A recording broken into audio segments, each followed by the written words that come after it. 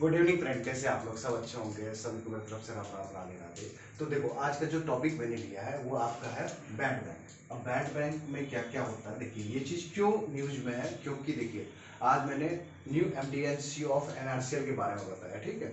तो उससे है क्या कि थोड़ी बहुत स्टैटिक बैंकिंग जानना जरूरी है, क्यों बनाया गया था, क्यों पहले वाला था। अब देखो, पहले हिस्ट्री जानते हैं, उसके बाद सारी चीज़ें बताऊंगा, स्टैटिक फैक्ट्स भी बताऊंगा, इसका भी बताऊंगा। तो पहले फुल फॉर्म जान लो, national asset reconstruction company limited, ठीक है। एआरसी, एनआरसीएल होता है national asset reconstruction company limited, NRCL, ठीक है। आईडीआरसीएल, इंडिया डेब्ट resolution company limited, full form याद रखिएगा, ठीक है। और ये बैड बैंक किसके लिए काम करता है? Only for government of India, ठीक है। गवर्नमेंट ऑफ इंडिया के लिए काम करती है। और ये बैड बैंक क्यों वर्क करती है? ये 500 करोड़ से ऊपर के एनपीए को रिसोल्यूशन करने के लिए करती है, ठीक है। ये ध्यान रखिएगा, 500 करोड़ से ऊपर के एनपीए के लिए ये होता है बैड बैंक। अब देखिए, पहले भी बहुत सारा भी होगा एसेट रिकंस्ट्रक्शन कंपनी। अब देखिए, जैसे मैं एग्जांपल के साथ चलता हूं, ठीक है। तो जैसे कि अभी है क्या, जैसे ये बैंक है, ठीक है, ये बैंक है, एक आदमी है, चलिए XYZ है, इसने क्या किया कि बैंक से लोन लिया, बैंक से लोन लिया, ओके। बैंक से लोन लिया तो बैंक ने लोन दिया, तो लोन किस बेसिस पे दिया होगा? ये कुछ गिरवी रखा होगा, मान लीजिए कि गारंटी कुछ रखा होगा, गारंटी के तौर पर रखते हैं कि ये अपना घर रख दिया, कोई होगा घर रख दिया। अब इसको पैसा वापस करने का था, तो बैंक बोला कि भाई तुम्हें इतने दिन पे ईएमआई वगैरह लौटाना है, जो भी है, जो इसका मतलब इंटरेस्ट रेट था, बैंक बोला कि लौटाना था, ठीक है। बैंक वेट करते रह गया, करते रह गया। अब बैंक सोच रहा है कि भाई नहीं दिया, ऐसे करते करते बहुत बार ये नहीं दिया। आफ्टर जब इसको रिटर्न करना था, जैसे लाइक कि कोई टाइम पीरियड होगा, ठीक है, जैसे कि इसको टाइम पीरियड होगा कि 4 ईयर में इसको रिटर्न करना होगा। ये 4 ईयर्स के बाद इसने नहीं देना स्टार्ट किया, देते देते कितना दिन में, 90 डेज तक इसने नहीं दिया, तो बैंक बोला कि ये पैसा अब एनपीए हो गया, नॉन परफॉर्मिंग एसेट, ठीक है। आप समझ गए कि जब तक ये रिटर्न करना था तो नहीं किया, उसके आफ्टर 90 डेज बैंक वेट किया कि भाई अब दे देगा, ये XYZ दे देगा, बट नहीं दिया, तो इसका मतलब अब है कि ये पैसा हो गया 90 डेज के बाद एनपीए, ठीक है। अब ये एनपीए होने के बाद क्या हुआ? अब ये एनपीए होने के बाद, ये 90 डेज के बाद क्या सीन बना, तो बैंक सोचा कि चलो अब एनपीए होगा तो इसका घर जो रखा हुआ था गारंटी पे, इसको बेच लेते हैं। तब वो मार्केट में गया, मार्केट में बेच रहा है, बेच ही नहीं रहा है, बिक नहीं रहा है, सेल कर रहा है, बिक नहीं रहा है। अब इस केस में क्या होगा? अब इस केस में बैंक क्या करेगा? बैंक जाएगा एआरसी के पास, ठीक है। पहले से एआरसी, ये वाला अभी बात नहीं कर रहे हैं, इसके बाद वाला ये है, ठीक है।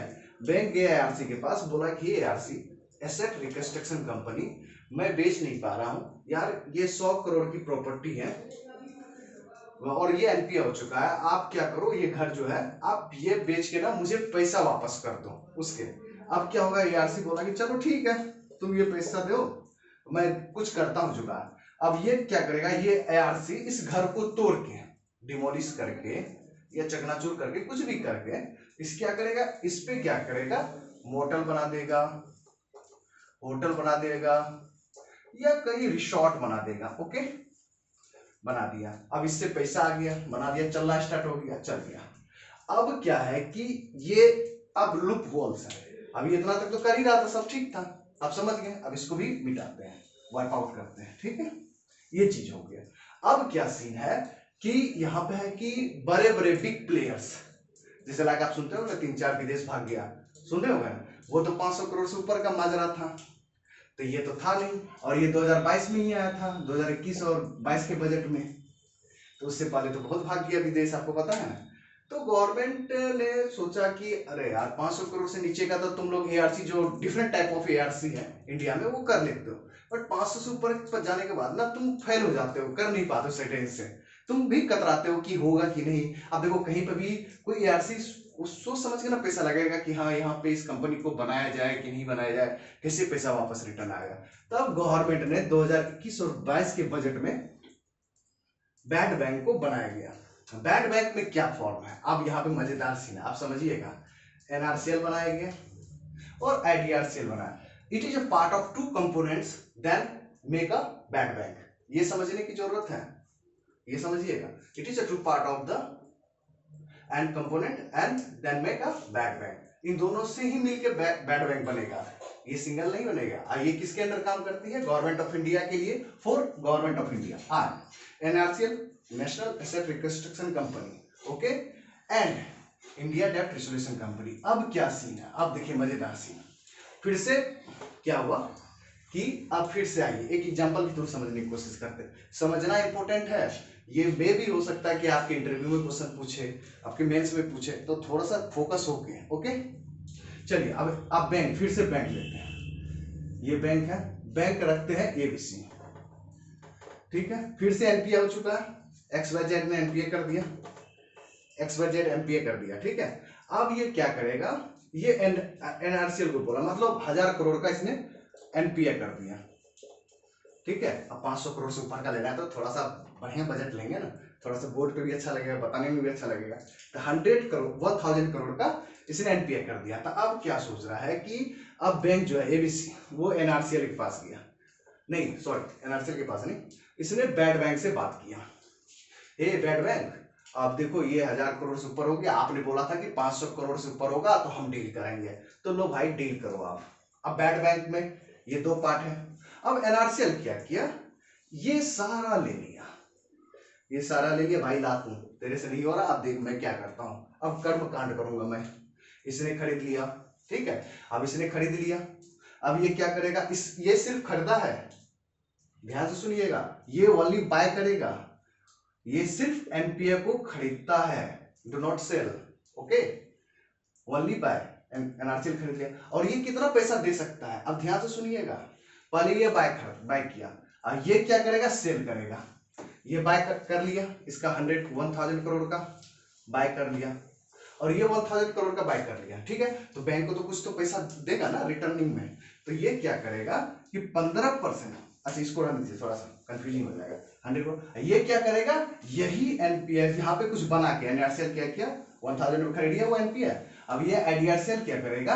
यही को होटल बना देगा, मोटर बना देगा, रिसोर्ट बना देगा, मतलब पैसा ना बुमरंग की तरह घूम के आ जाए बैंक के पास, तो ये पैसा बना देगा यहां से। ये मेकिंग मनी फैक्ट्री, ये कर सकते हैं कि ये सेल करेगा मार्केट में, ये खरीदा, ये क्या करेगा? इसको देगा, ये मार्केट में अपना मतलब होटल बना के या कहीं को फॉरेन इन्वेस्टर्स को बुला के कि भाई यहाँ पे तो खरीद ले, इससे तेरा ना काम हो जाएगा। तो ये आईडीआरसीएल का काम है, ओके, गॉट इट। अब देखो, अब ये कैश डिस्ट्रीब्यूशन कैसे होगा? कुछ तो लोचा होगा। तो बैड बैंक बोल रहा है कि देख भाई, बैड बैंक जो बोल रहा है बैंक को कि 15% तो सिर्फ एनआरसीएल की तरफ से तुमको कैश मिलेगा। मान लीजिए 100% का फंड है, ठीक है, जो हम रिटर्निंग करेंगे। ये 1000 करोड़ तुमसे ले रहे हैं तो कुछ तो पैसा दे के लेंगे ना। एनपीए जब दे रहे हैं, मान लो कागज के फॉर्म में है एनपीए, तो हम भाई तुम्हें कुछ तो पैसा देंगे स्टार्टिंग में। तो बोल रहा है कि सिर्फ 15% कैश होगा, ओके, और ये 15% कैश एनआरसीएल देगा, ध्यान रखिएगा, ये 15% कैश एनआरसीएल देगा और 85% देगा सिक्योरिटी। ये आईडीआरसीएल देगा पेपर पे लिख के कि भाई ये लो मैं दे रहा हूं, ये स्टाम्प मोहर लगा हुआ है, ये है। 15% कैश बैंक एनआरसीएल बैंक को देगा एंड 85% सिक्योरिटी के फॉर्म में आईडीआरसीएल देगा। तो ये चीज, सारी चीजें हो गई। अब मान लो कि एक डाउट तो आएगा कि मान लीजिए कि बैंक ये आईडीआरसीएल और एनआरसीएल फेल हो जाता है, तो भरपाई कौन करेगा पैसा? तो ये पैसा गवर्नमेंट ऑफ इंडिया बैंक को भरपाई करेगा इफ फेल। एनपीए लौटाने में, एनपीए का पैसा रिसोल्यूशन करने में, तो ये गवर्नमेंट ऑफ इंडिया बैंक को पैसा वापस करेगी, ये भरपाई करेगी। जैसे किसान को जब लोन देते तो उसके पीछे कौन खड़ा रहता है? गवर्नमेंट ऑफ इंडिया तो खड़ा रहता है, तो वही तो पैसा को वो देता है ना। तो ये चीजें हो गई। अब आइए, ये सारी चीजें हो, अब आते हैं मजेदार चीजें पे। अब स्टैटिक फैक्ट्स की बात करेंगे, एमडीसीओ के बारे में बात करेंगे। तो ये सारी चीजें बताओ। वो मेन पॉइंट इंपॉर्टेंट सॉरी। ये एनआरसीएल में किसका हिस्सेदारी है? पब्लिक सेक्टर बैंक पीएसबी का 51% शेयर होल्डिंग है, ठीक है। प्राइवेट सेक्टर बैंक 49% का है। इसमें जो स्पॉन्सर है वो कैनरा बैंक है, ठीक है, मतलब 15 बैंक मिलके लीड करेगा, but sponsor bank Canara bank है। आपको पता है ना कि आरआरबी में भी स्पॉन्सर बैंक होते हैं, तो यहीं पर 51% है पब्लिक सेक्टर बैंक का, बट कैनरा बैंक का। यही कैनरा बैंक का अभी एक फॉर्मर जनरल मैनेजर है पी संतोष जी, यही आपके एमडी सीईओ बने हैं। यही करंट अफेयर था, यही इंपॉर्टेंट है। बताया था ना कि कुछ ना कुछ तो होगा मजेदार। तो एनआरसीएल के new MD and CEO P Santosh ji, और कैनरा बैंक लीड करेंगे, पब्लिक सेक्टर बैंक 51% है। और आईडीआरसीएल में क्या है, उल्टा है, प्राइवेट सेक्टर बैंक पीएसबी 51%, यहाँ पे पब्लिक सेक्टर बैंक 49%। और इसके जो एमडी सीईओ है वो है अविनाश कुलकर्णी जी। ये है अविनाश कुलकर्णी जी, आईडीआरसीएल के अविनाश कुलकर्णी जी लगाइए या मिस्टर लगाइए इंटरव्यू में, ये बहुत बढ़िया है। जी नहीं लगा के या तो मिस्टर अविनाश कुलकर्णी बोल लीजिए, या मिस्टर हटा के अविनाश कुलकर्णी जी बोलिए। इंटरव्यू के लिए बहुत मतलब एक होता है ना कि शब्दकोश खेला जाता है, तो वो रिस्पेक्टफुल होना चाहिए। अब आइए थोड़ी सी बात करते हैं स्टडी फैक्ट्स के बारे में। अब ये सारी चीजें हो गई, अब हाथे से कर लेते हैं, सोचे कि संडे कुछ बता दें आप लोगों के लिए। अब आइए थोड़ी सी बात करते हैं, अब ये किस एक्ट के तहत बना गया, ये बना गया है सेक्शन 3 सरफसई एक्ट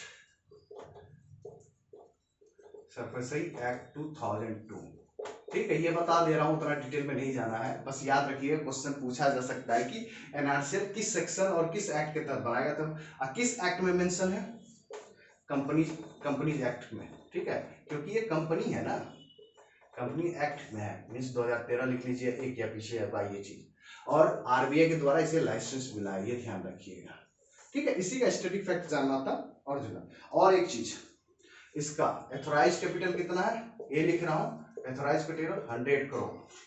ठीक है, और इसका पेड अप पी आपका हो गया 74.6 करोड़ रुपए। ठीक है, और इसका एथोराइज कैपिटल कितना है, इसका है आपका 50 करोड़ रुपए, और इसका है पेड अप कैपिटल है ओनली 80.5 लाख रुपए।